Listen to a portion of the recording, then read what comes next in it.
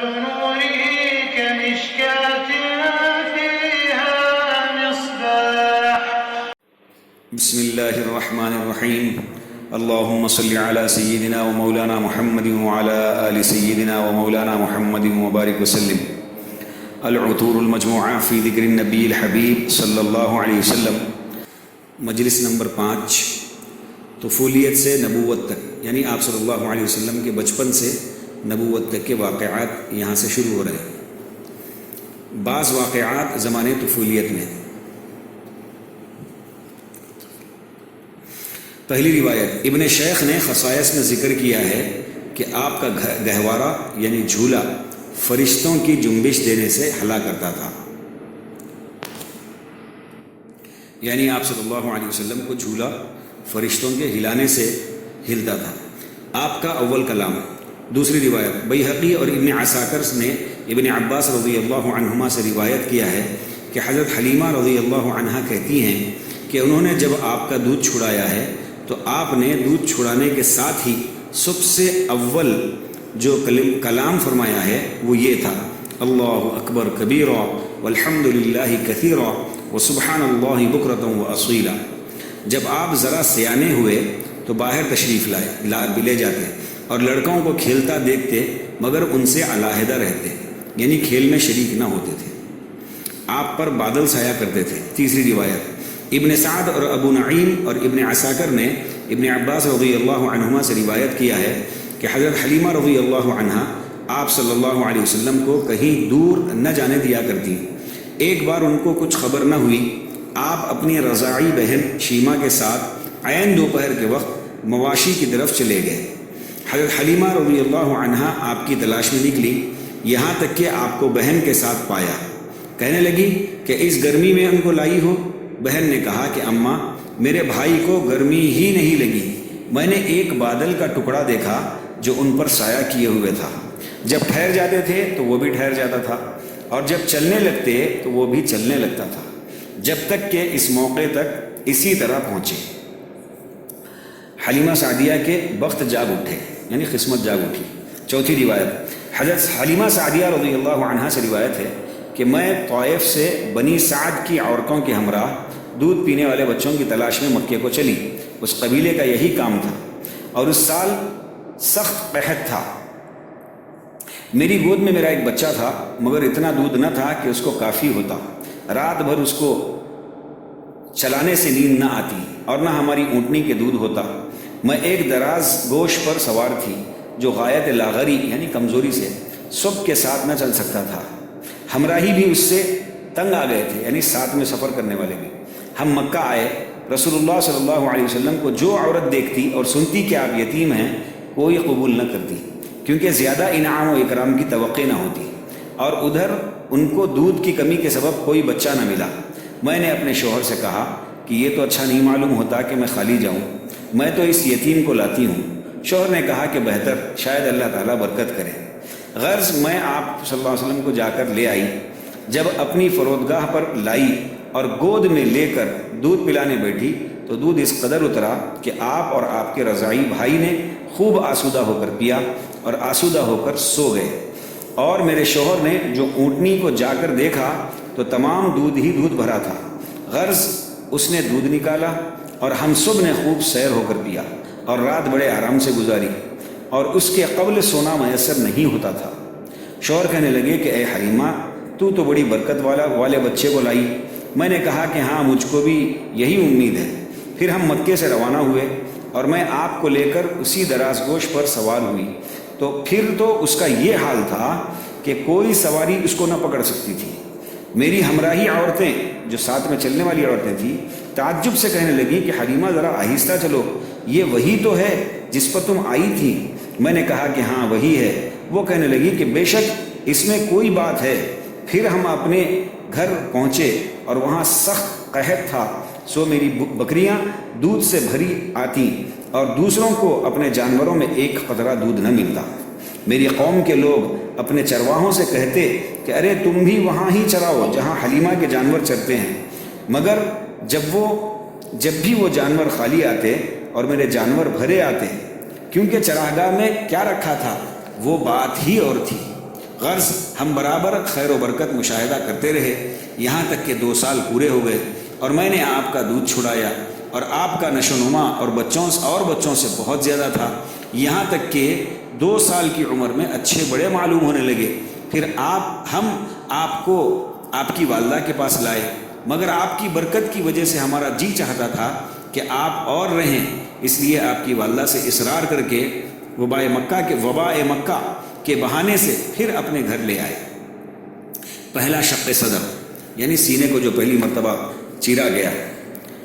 چند ہی مہینے بعد ایک بار اپنے رضاعی بھائی کے ساتھ مواشی میں پھر رہے تھے، یعنی بکریوں کے ساتھ جب پھر رہے تھے، کہ یہ بھائی دوڑتا ہوا آیا اور مجھ سے اور اپنے باپ سے یعنی حلیمہ سے اور ان کے شوہر سے کہا کہ میرے قریشی بھائی کو 2 سفید کپڑے والے آدمیوں نے پکڑ کر لٹایا اور شکم چاک کیا، یعنی اس کو پھاڑا، اور میں اسی حال میں چھوڑ کر آیا ہوں۔ ہم دونوں گھبرائے ہوئے گئے، دیکھا کہ آپ کھڑے ہیں مگر رنگ خوف سے متغیر ہے۔ میں نے پوچھا کہ بیٹا کیا تھا؟ فرمایا 2 شخص سفید کپڑے پہنے ہوئے آئے اور مجھ کو لٹایا اور پیٹ چاک کر کے اس میں کچھ ڈھونڈ کر نکالا، معلوم نہیں کیا تھا۔ ہم آپ کو اپنے ڈیرے پر لائے اور شوہر نے کہا کہ حلیمہ، اس لڑکے کو آسیب کا اثر ہوا ہے، قبل اس کے کہ اس کا زیادہ ظہور ہو ان کے گھر پہنچا آ۔ میں والدہ کے پاس لے کر گئی، کہنے لگی کہ تو اس کو رکھنا چاہتی تھی، پھر کیوں لے آئی؟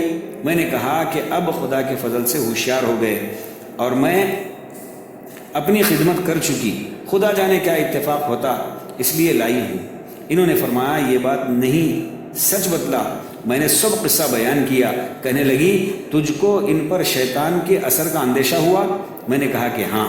کہنے لگی کہ ہرگز نہیں، واللہ شیطان کا ان پر کچھ اثر نہیں ہو سکتا، میرے بیٹے کی یہ خاص شان ہے۔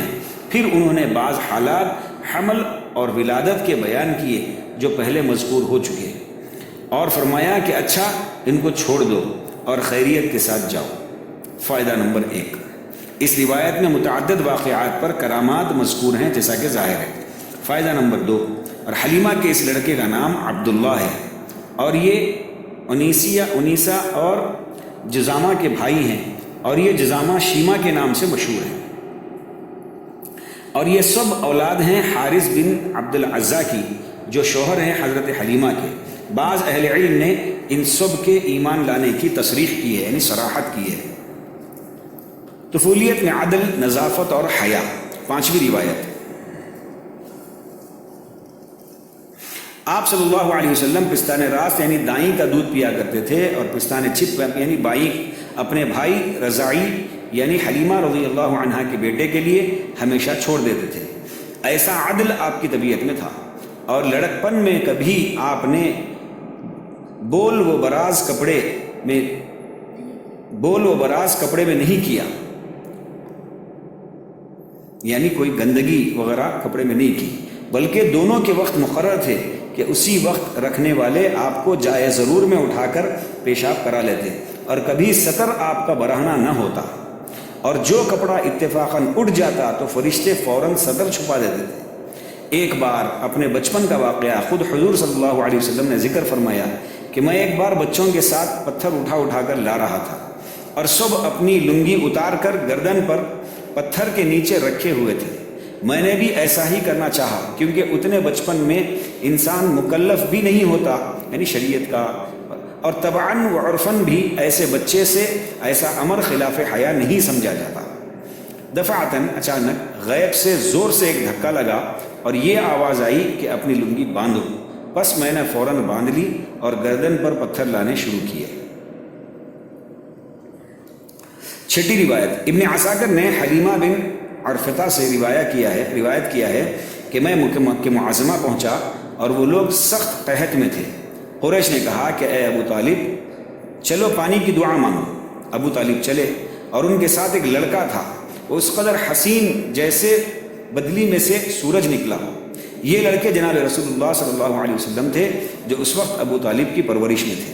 ابو طالب نے ان صاحبزادے کی پشت خانہ کعبہ سے لگائی اور صاحبزادے نے انگلی سے اشارہ کیا، اور آسمان میں کہیں بدلی یعنی بادل کا نشان نہ تھا، سب طرف سے بادل آنا شروع ہوا اور خوب پانی برسا، اور یہ واقعہ آپ کے صغر سنی میں ہوا جب آپ چھوٹے تھے۔ 7ویں روایت، ایک مرتبہ آپ صلی اللہ علیہ وسلم ابو طالب کے ساتھ 12 برس کی عمر میں سفر تجارت پر شام کو گئے، ملک شام کو گئے۔ راہ میں یعنی راستے میں بحیرہ راہب نصارہ کے پاس اتفاق قیام ہوا۔ راہب نے آپ کو علامات نبوت سے پہچانا اور قافلے کی دعوت کی، اور ابو طالب سے کہا کہ یہ پیغمبر سردار سب عالموں کے ہیں، اور اہل کتاب اور یہود اور نصارہ ان کے دشمن ہیں، ان کو ملک شام میں نہ لے جاؤ۔ مبادہ یعنی خدا نخواستہ ان کے ہاتھ سے ان کو گزن یعنی تکلیف پہنچے۔ سو ابو طالب نے مال تجارت وہیں بیچا اور بہت نفع پایا، اور وہیں سے مکے کو پھر آئے۔ فائدہ، سیرت ابن ہشام میں یہ قصہ بہت مفصل و مبسوط ہے۔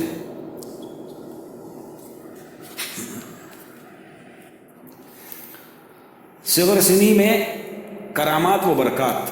8ویں روایت، آپ جب ابو طالب کی کفالت اور تربیت میں تھے، جب ان کے عیال یعنی گھر والوں کے ہمراہ کھانا کھاتے تو سب شکم سیر ہو جاتے، یعنی پیٹ بھر جاتا سب کا، اور جب نہ کھاتے تو وہ بھوکے رہ جاتے، کہ جب اللہ کے نبی صلی اللہ علیہ وسلم کھاتے تو پورے گھرانے والوں کا پیٹ بھر جاتا، اور جب آپ نہیں کھاتے تو وہ بھی بھوکے رہ جاتے۔ قلب اثر میں عالم ملکوت و عالم لاہوت کے مشاہدے کی طاقت کا بھرنا۔ 9ویں روایت، محمد بن اسحاق نے ثور بن یزید سے پہلے شق صدر کے بعد کا واقعہ مرفوعاً ذکر کیا ہے کہ حضور صلی اللہ علیہ وسلم نے ارشاد فرمایا کہ ان 2 سفید پوش شخصوں میں سے ایک نے دوسرے سے کہا کہ ان کو ان کی امت کے 10 آدمیوں کے ساتھ وزن کرو۔ چنانچہ وزن کیا تو میں بھاری نکلا، پھر اسی طرح 100 کے ساتھ، پھر 1000 کے ساتھ وزن کیا، پھر کہا کہ بس کرو، واللہ اگر ان کو ان کی تمام امت سے وزن کرو گے تب بھی یہی وزنی نکلیں گے۔ فائدہ، اس جملے میں آپ کو بشارت سنا دی کہ آپ نبی ہونے والے ہیں۔ اور فائدہ، اور شق صدر یعنی سینے کا چیرنا اور قلب اثر کا دھلنا 4 بار ہوا۔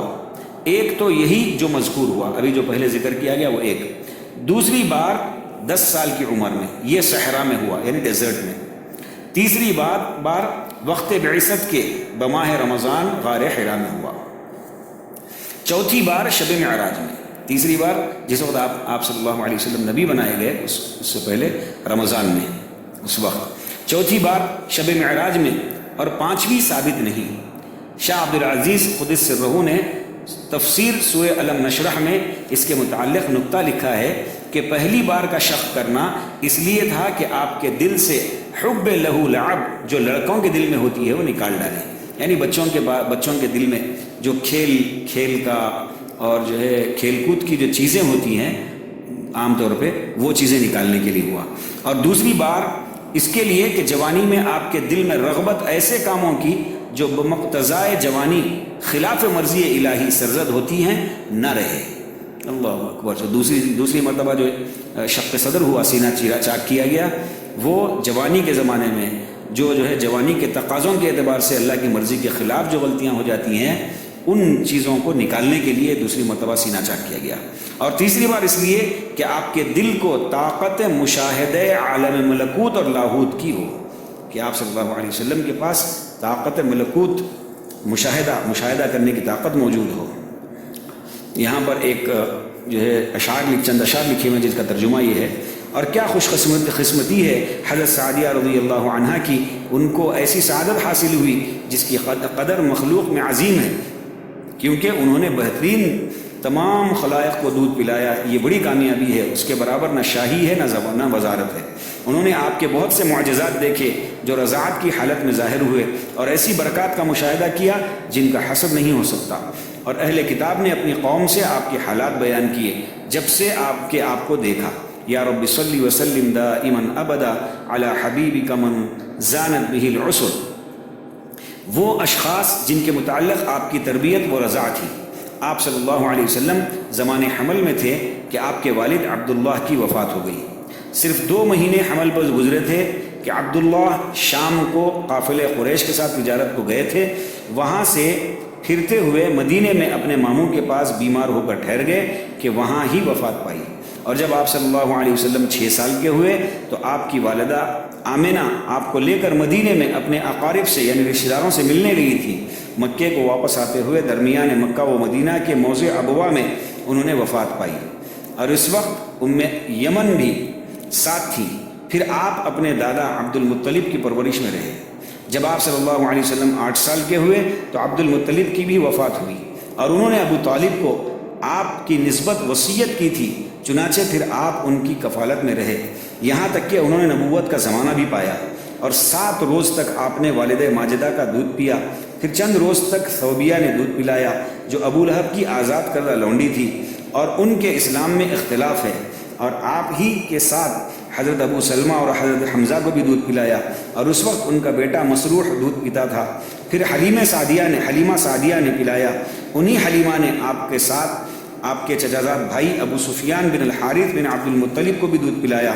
یہ عام فتح میں مسلمان ہوئے اور بہت پکے مسلمان ہوئے، اور اس زمانے میں حضرت حمزہ بھی بنی سعد میں کسی عورت کا دودھ پیتے تھے، سو اس عورت نے بھی ایک روز آپ کو دودھ پلا دیا۔